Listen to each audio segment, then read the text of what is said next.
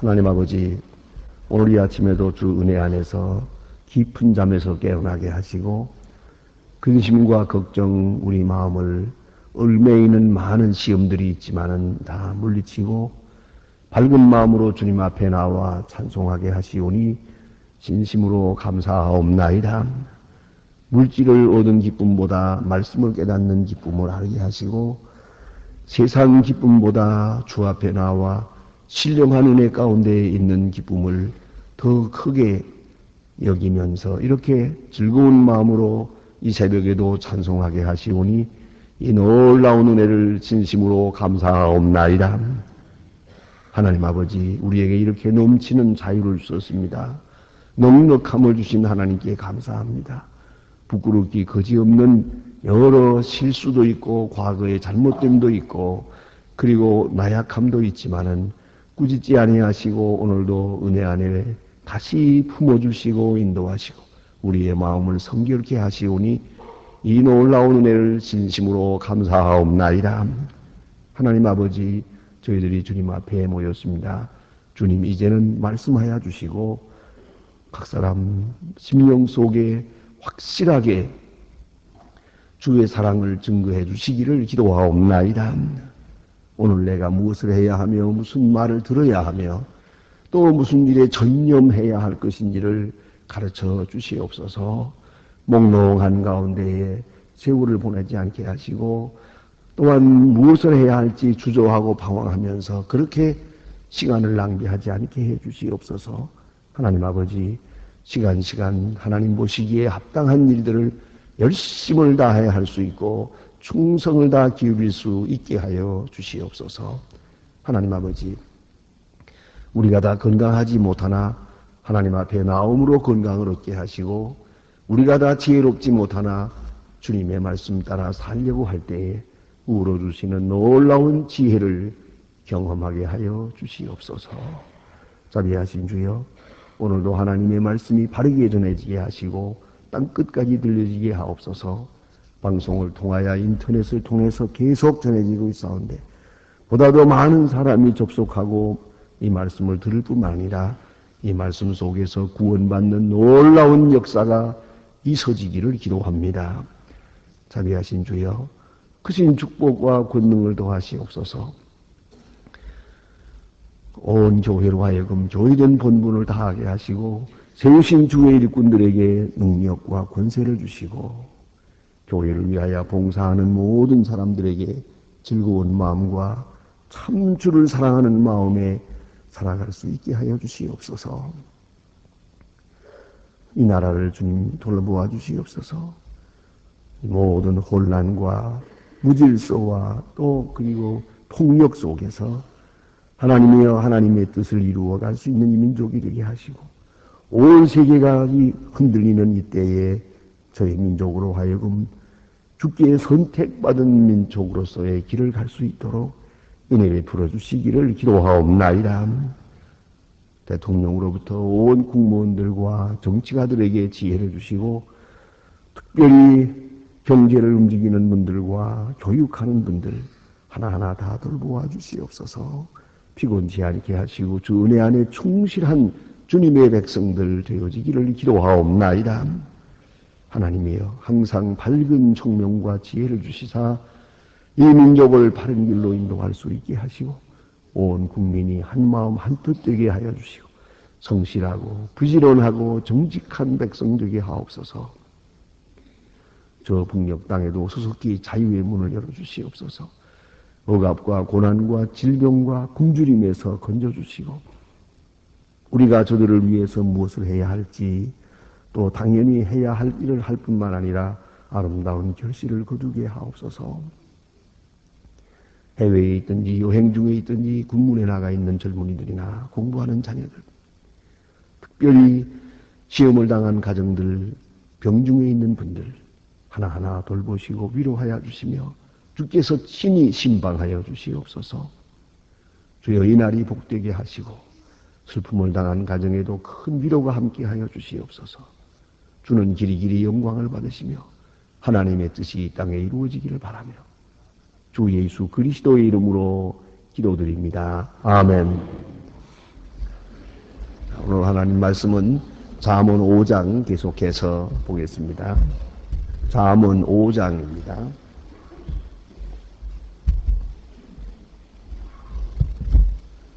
잠언 5장 15절로부터 22절까지 보게 되겠습니다. 잠언 5장 15절로부터 끝절까지 봉독하겠습니다. 지금 다 같이 봉독합니다. 너는 내 우물에 물을 주며 내 샘에 흐르는 물을 마시라. 어찌하여 내 샘물을 성 밖으로 넘치게 하겠으며 내 도랑을 물이 거리로 흘러가게 하겠느냐. 내 물로 내게만 있게 하고 타인으로 더불어 그것을 나누지 못하라. 내 샘으로 버리라. 내가 젊어서 귀한 아내를 즐거워하고 그는 사랑스러운 암사슴 같고 아름다운 암노루 같으니 너는 그 품을 항상 크게 그 사랑을 항상 연모하라. 내 마음이 어찌하여 이방 계집의 가슴을 안겠느냐.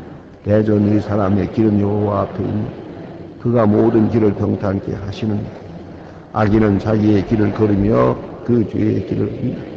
그는 훈계를 자하지 아니하고 미련함을 많음을 인하여 흠있게 되었니.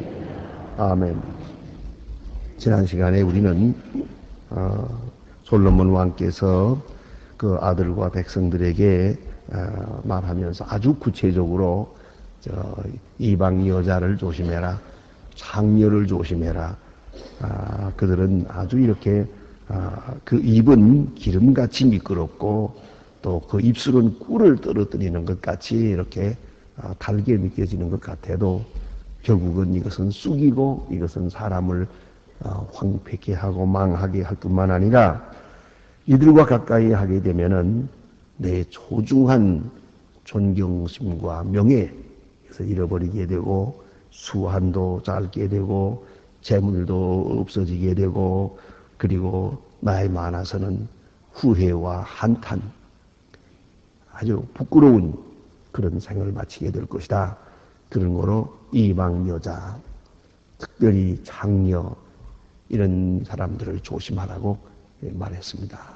이제 오늘 본문은 이에 대한 적극적인 면을 말씀하고 있습니다. 자, 이렇게 이방 여자를 삼가라 하고 그렇지 적극적으로는 어떻게 해야 되겠느냐 하면 오늘 본문의 내용은 내 아내를 사랑하라 그런 말입니다. 아주 평범하고 또 그저 당연한 말처럼 들리지만은 아주 소중한 말씀입니다. 그것이 결국은 모든 불의를 이길 수 있는 길이라는 겁니다. 다시 말해서 가정을 사랑하라 하는 말씀입니다. 오늘 본문에서는 이 가정을 내 우물에서 물을 기르며 우물로 말했습니다. 비유해서 말하기를 마치 샘터와 같다. 시원한 물을 주는 우물이 있다. 우리만이 가지고 있는 우물이 있어요. 여기서 물을 길러요. 여기서 시원함을 얻는 거란 말입니다. 그런데 여기서 얻고 밖에서 얻으려고 하지 마라. 또 이 물을 밖으로 흘려보내지도 마라. 아주 가정적으로 살아야 한다 하는 말을 하고 있습니다. 오늘 이 세계에 아주 복잡한 문제들이 많은 것 같으나 알고 보면 역시 인간 문제입니다. 기술의 문제도 아니고 재산의 문제도 아니고 정치적인 문제도 아닙니다. 가정의 문제입니다. 모든 문제의 근본은 가정 문제예요. 또 가정이 가정되지 못하는 문제는 인간성이 타락하기 때문일 것이다.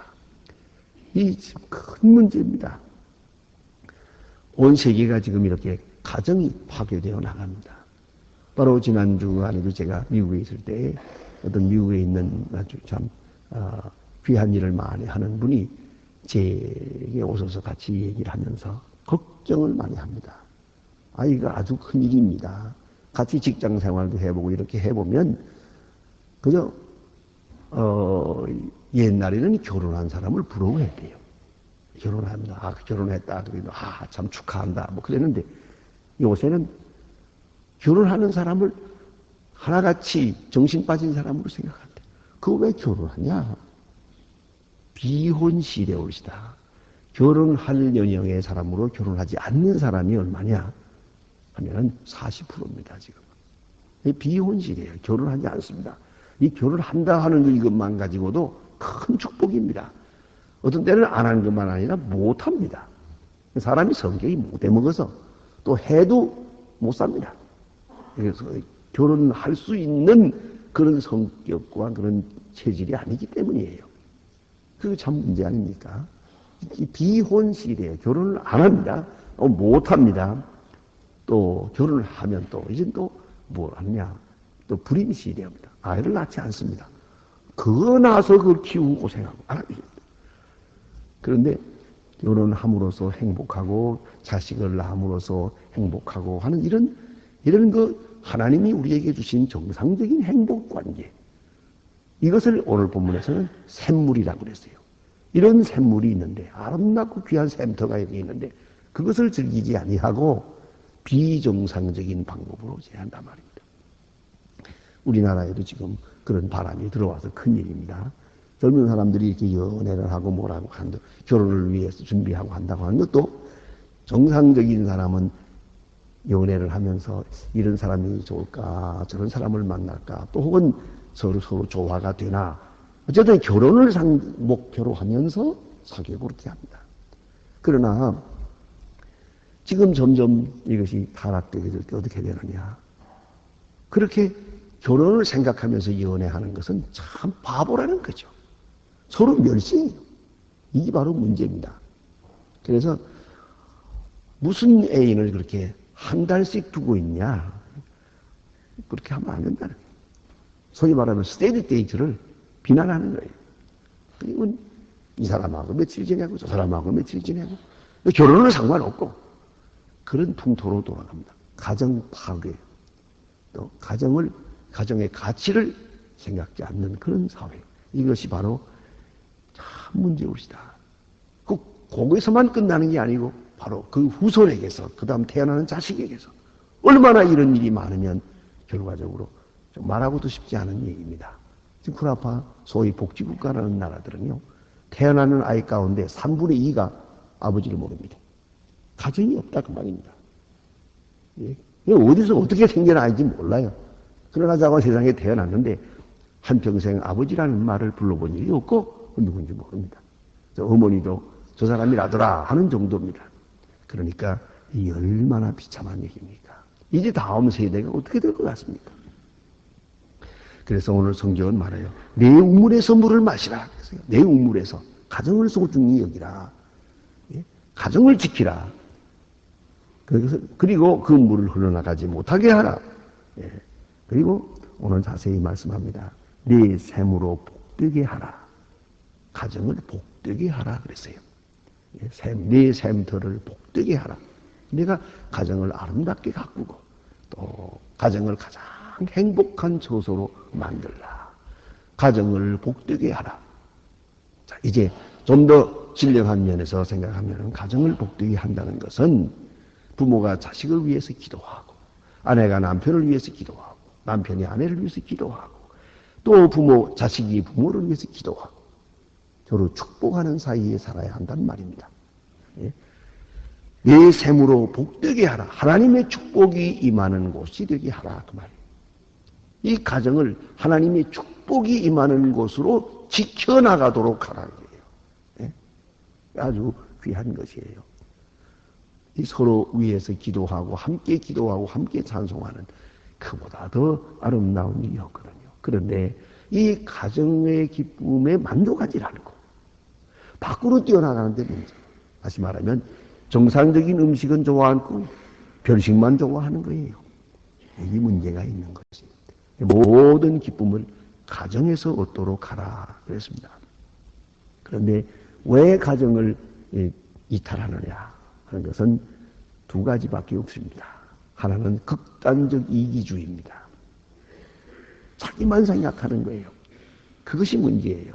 너무 지나친 이기주의. 그러면 가정생활을 할 수가 없어요. 그런 사람은 또 가정생활을 한다 하더라도 많은 사람을 괴롭힙니다. 두 번째는 뭐냐면 커미트멘트가 없는 거예요. 헌신이 있어야 됩니다. 애당초 사람은 섬기며 살게 돼 있어요. 섬김 받으면만 살게 돼 있지 않습니다. 섬기는 기쁨을 모르는 사람은 결혼할 자격이 없어요. 결혼해도 못 사니까요. 많은 사람 참 시끄럽게 합니다. 자, 아내를 위해서 수고하고, 남편을 위해서 음식을 마련하고, 자, 아이들을 위해서 수고하고, 아이들을 위해서 선물도 사다 주고, 아이들은 아이들대로 받으면서 좋아하고, 부모는 주면서 좋아하고, 이래야 될 거 아니에요?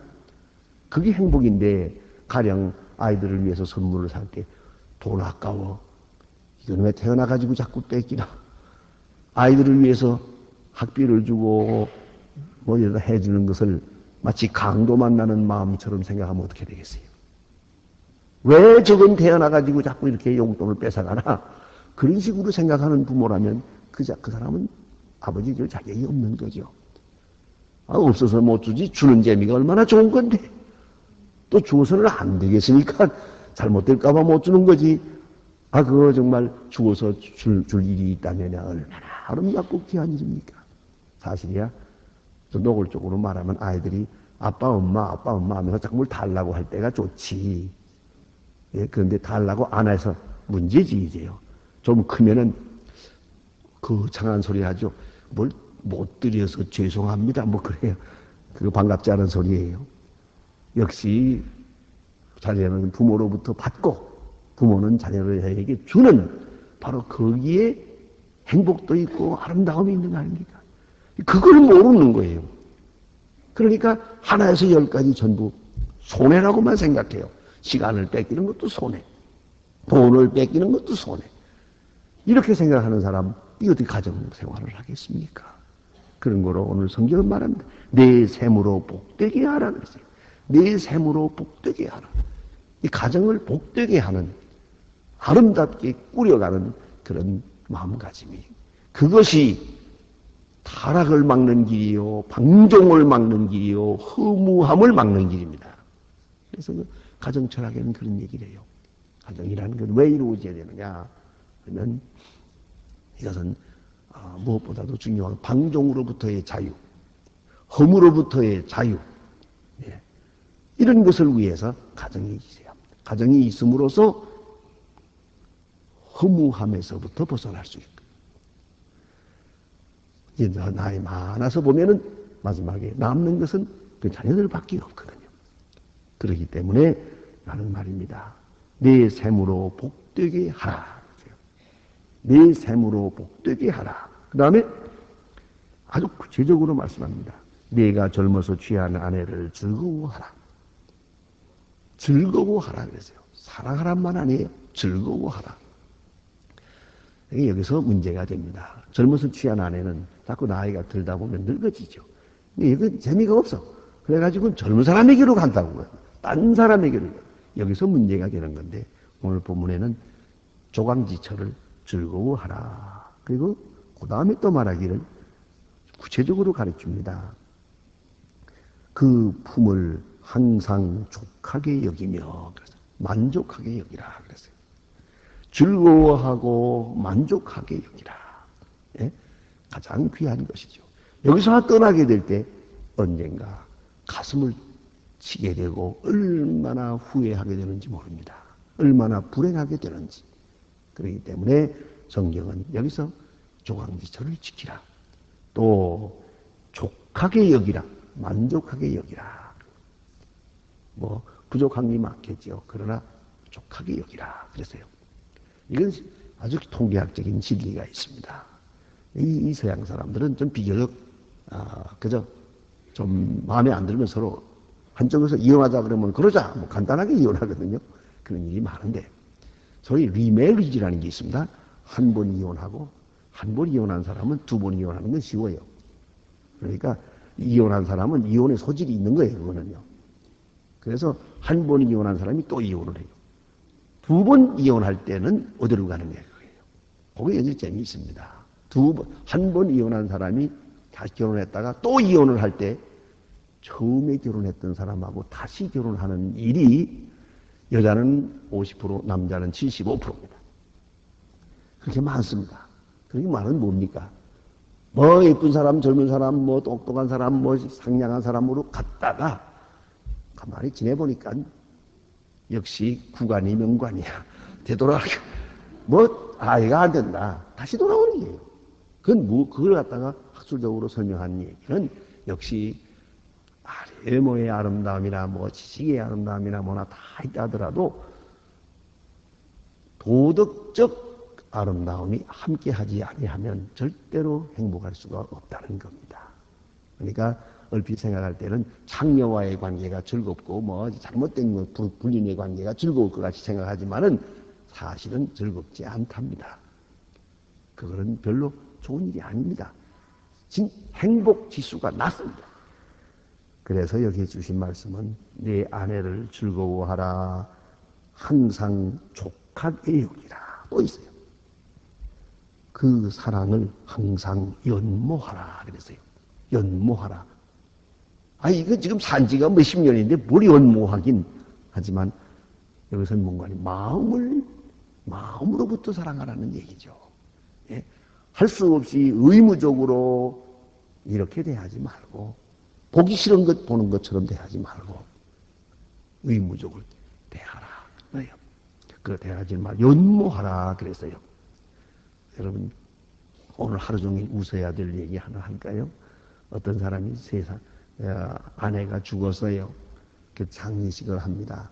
장례식을 하는데 그 장례 행렬이 되게 길어요. 많은 사람이 따라오고 있더랍니다.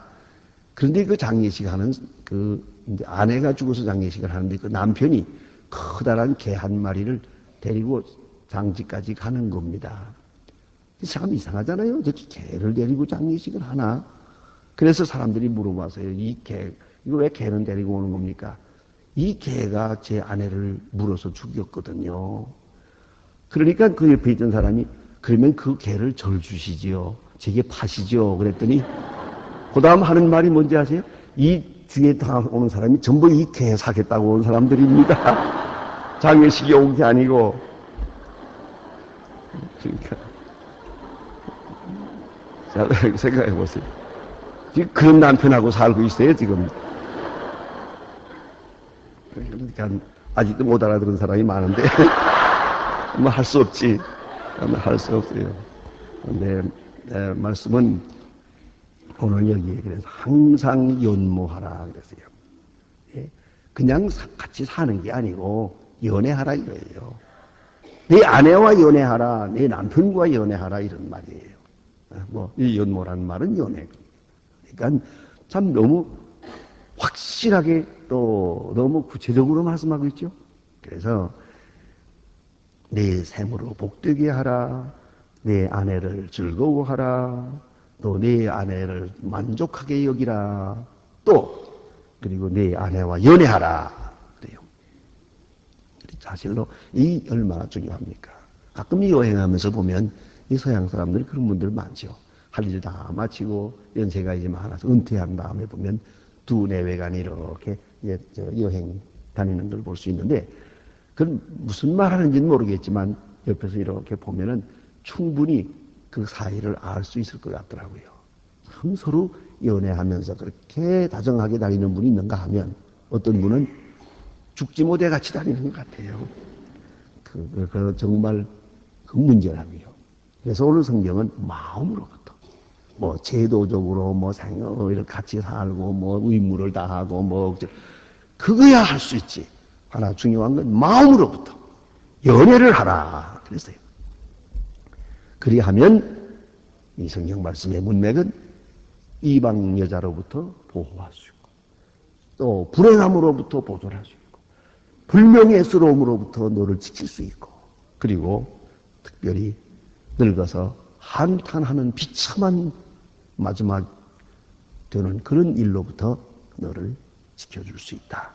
그런 말씀입니다. 다음에 여기에 보니까 그래서 미련한 사람들은 여전히 이렇게 이방 여자나 장녀를 좋아해서 스스로 자기를 파괴하고 있지만은 아니라는 거죠.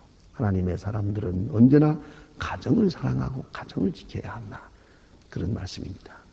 아마도 그럴 겁니다. 요새 세계를 위한다 하는 거 있지만은 그저 제일 쉬운 일은 먼저 가정부터.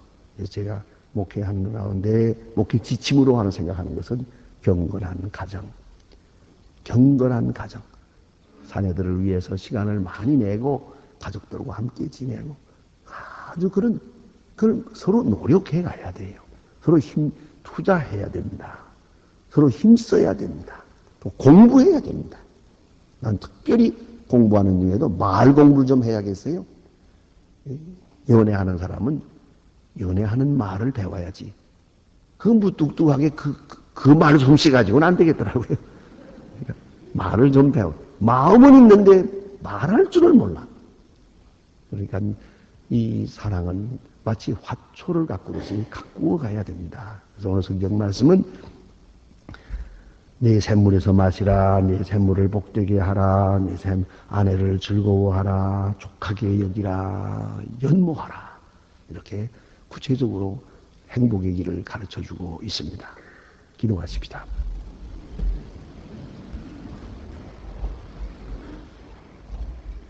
하늘에 계신 우리 아버지시여, 이름이 거룩히 여김을 나라의 마옵시며 뜻이 하늘에서 이룬 것 같이 땅에서도 이루어지이다.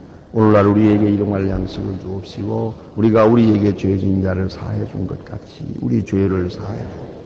우리를 시험에 들게 하지 마옵시며 다만 악에서 구하옵소서. 내게 나라와 권세와 영광이 아버지께 영원히 있사옵나이다. 아멘. 아멘. 자유를 기도하시다가 돌아가시겠습니다.